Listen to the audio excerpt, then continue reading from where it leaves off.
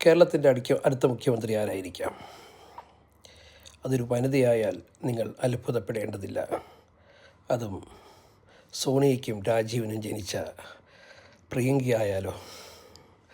ഒരു പക്ഷേ സാധ്യതകൾ അങ്ങനെയാണ് കാണുന്നത്. പ്രഖ്യാപനമൊന്നും വന്നിട്ടില്ലെങ്കിലും നമ്മൾ മനസ്സിലാക്കേണ്ട ചില കാര്യങ്ങളുണ്ട്. ഒരു പക്ഷേ അങ്ങനെയും സംഭവിക്കാം. കോൺഗ്രസ് ജയിച്ചാൽ, UDF ജയിച്ചാൽ അങ്ങനെ ഒരു സാധ്യത മുന്നിലുണ്ട്. അതിന് ചില കാരണങ്ങളുമുണ്ട്.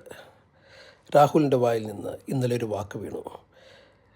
അടുത്ത മുഖ്യമന്ത്രിയായി കാണാൻ, ഒരു വനിതയെയാണ് അടുത്ത മുഖ്യമന്ത്രിയായി കാണാൻ, കേരളത്തിലെ മുഖ്യമന്ത്രിയായി കാണാൻ ഞാൻ ആഗ്രഹിക്കുന്നതെന്ന് അദ്ദേഹം പറയുകയുണ്ടായി. അതിൻ്റെ പിന്നാമ്പുറത്തിലേക്ക് നാം പുറത്തേക്കൊന്ന് പോയി നോക്കിയാൽ ചില സാധ്യതകൾ നമുക്കിങ്ങനെയും കാണാൻ കഴിയും. കാരണം രാഷ്ട്രീയ സാഹചര്യം തന്നെയാണ് കേരളത്തിലെ.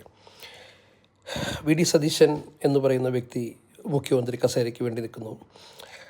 രമേശ് ചെന്നിത്തല മുഖ്യമന്ത്രി കസേരയ്ക്ക് വേണ്ടി നിൽക്കുന്നു.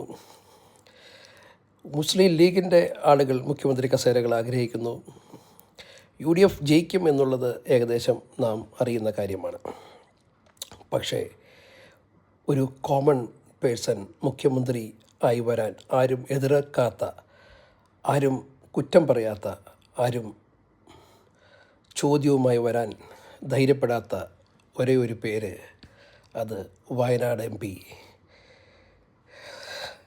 സോണിയയുടെയും രാജീവിൻ്റെയും പ്രിയപുത്രിയായ പ്രിയങ്ക ഗാന്ധിയാണ്. സാധ്യതകൾ തള്ളിക്കളയാൻ കഴിയില്ല.